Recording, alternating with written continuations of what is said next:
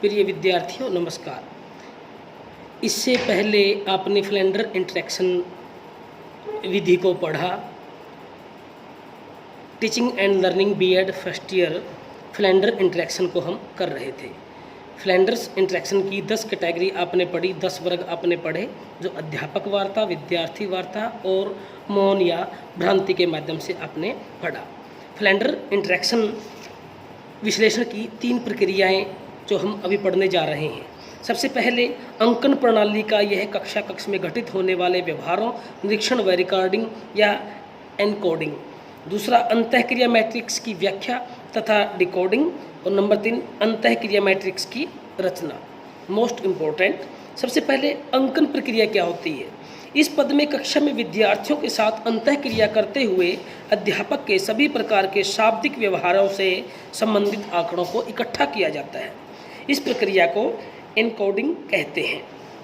इस तरह इस रिकॉर्डिंग एवं 10 वर्गों के अंकित करके निरीक्षण तालिका तैयार की जाती है।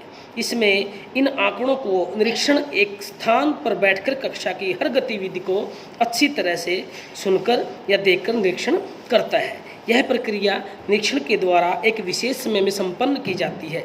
लगभग यह निरीक्षण प्रक्रिया 20 से 25 मिनट में चलती है और इससे उसमें लगभग 450 आवृत्तियां प्राप्त होती है।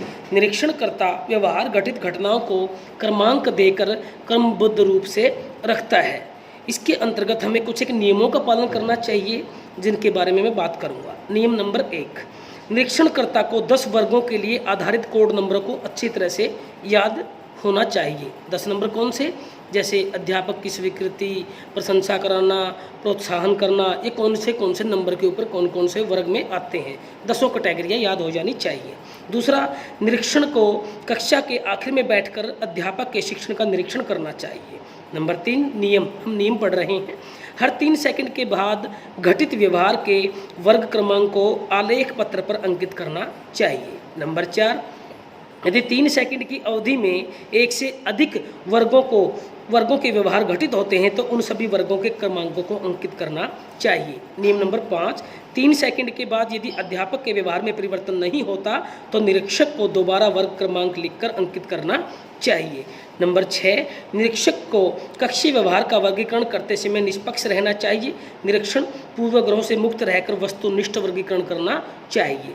नियम नंबर 7, जब निरीक्षणकर्ता के लिए यह पहचानना मुश्किल हो जाए कि अध्यापक कौन से वर्ग का व्यवहार कर रहा है तो उसे वह वर्ग निर्धारित कर देना चाहिए। नियम नंबर 8, यदि अध्यापक द्वारा मजाक करने पर विद्यार्थी की भावना को ठेस पहुंचती है तो क्रमांक 7 अंकित करें। नियम नंबर 9, यदि अध्यापक विद्यार्थी को उसके नाम से पुकारता है तो उस वर्ग में 4 वर्ग को अंकित करें। नियम नंबर 10, आकलन के समय निरीक्षणकर्ताओं की कक्षा में शांत बैठे रहना चाहिए ताकि अध्यापक शिक्षण करते समय विचलित ना हो।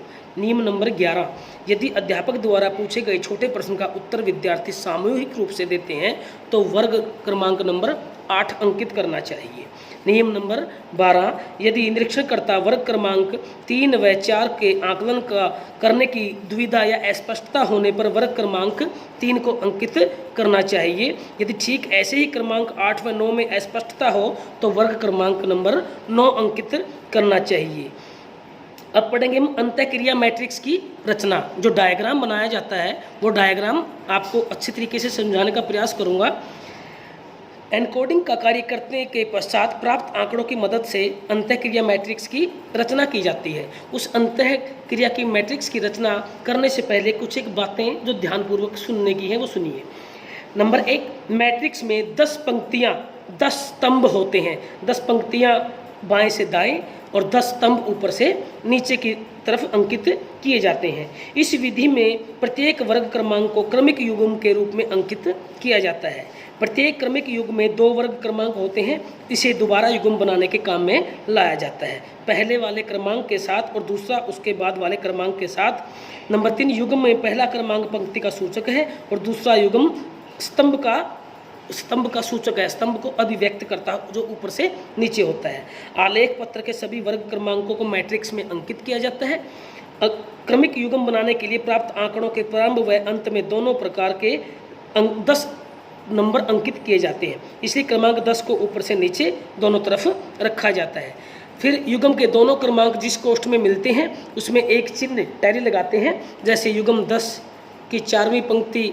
अब मैं इस डायग्राम को आपको समझाते हुए इसको अच्छी प्रकार से आपको समझाने का प्रयत्न करूँगा, ध्यानपूर्वक आप इसको समझेंगे